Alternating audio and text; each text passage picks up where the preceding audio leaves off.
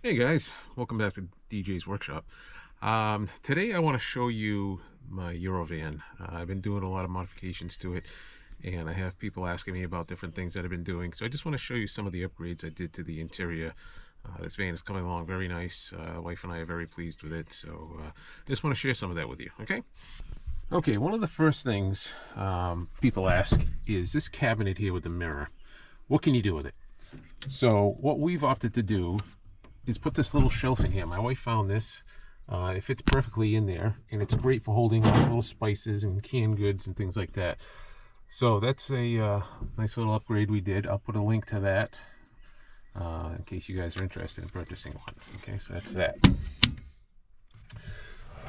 The other thing I did was I changed out the thermostat on this. This one actually has an on-off switch for the heat. It's all digital. So we installed that. This table, they come with the big tables, but sometimes the big table is just a little too much and you want something small. So this was from a stand that you would put in the house, like slide under a chair and just give you a little table to work on. So we took that, and then I just attached the bracket so that I could put it on here, and then now this is, you can slide it to wherever you need it to. Okay, so that's a nice little addition. We like that. And then we took the refrigerator out because, as you guys know, these refrigerators never work. And it takes up a lot of real estate. So we wanted to put that to better use. So what I did, I actually made some shelving in here. Okay, so I took some of this white laminate board and we made some shelving. This is actually one of the two tables. I cut it down and made a door out of it, and then we put these on here with the netting so we can hold the map, and then we have a handle here. So the way this works now is I just lift this up. You can see it opens up like that.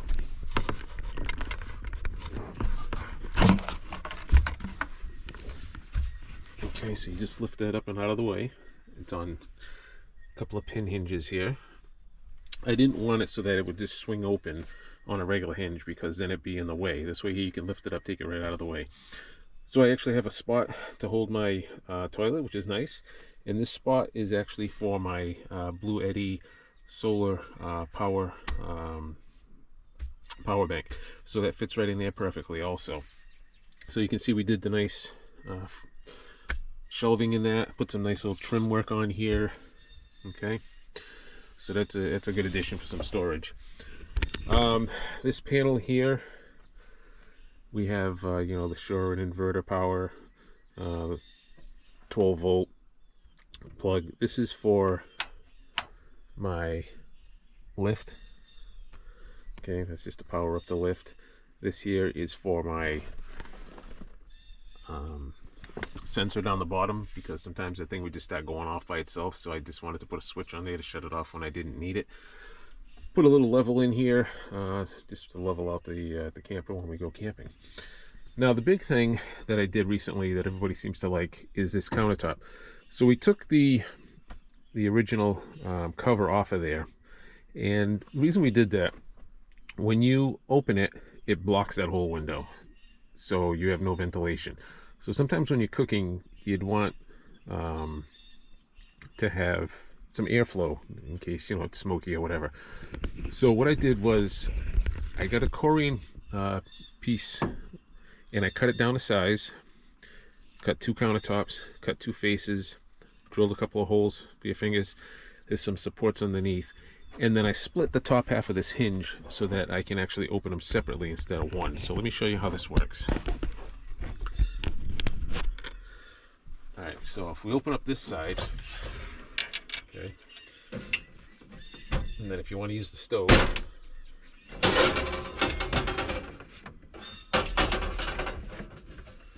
I have a little bungee cord on here.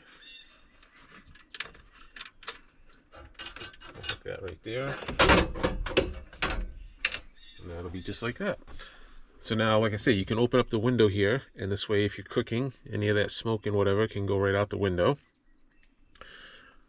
And then you have this counter space for food prep and whatnot. Okay, so that's one side.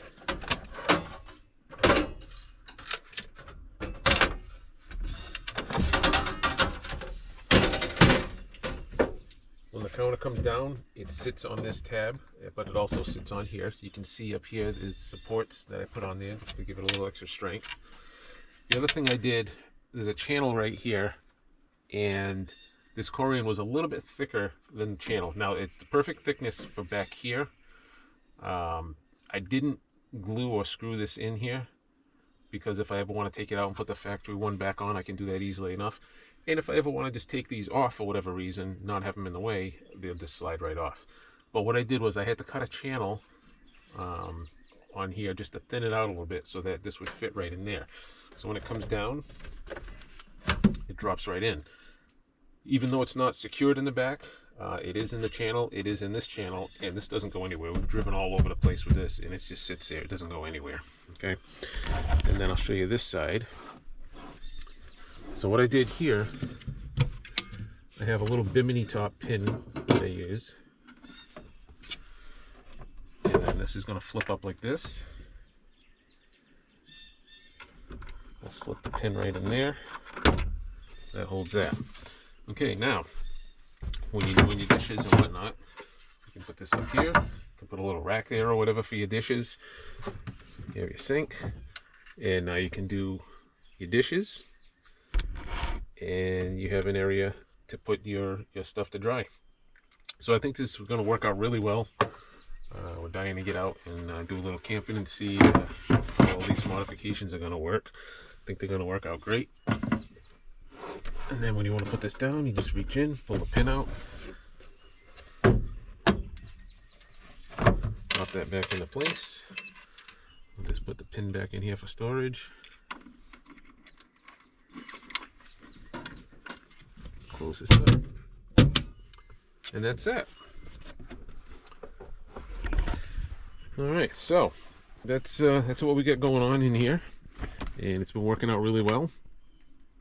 So I just wanted to share those ideas with you. When we use the toilet, I do have a couple of pins that just drop in here. Just pull those out, and this whole thing will just slide right out. Then it just slides right back in there. And like I say, with the door, it's very nice because it basically covers all that up. You don't see any of that. All you see is your shelving in here and your two little bins.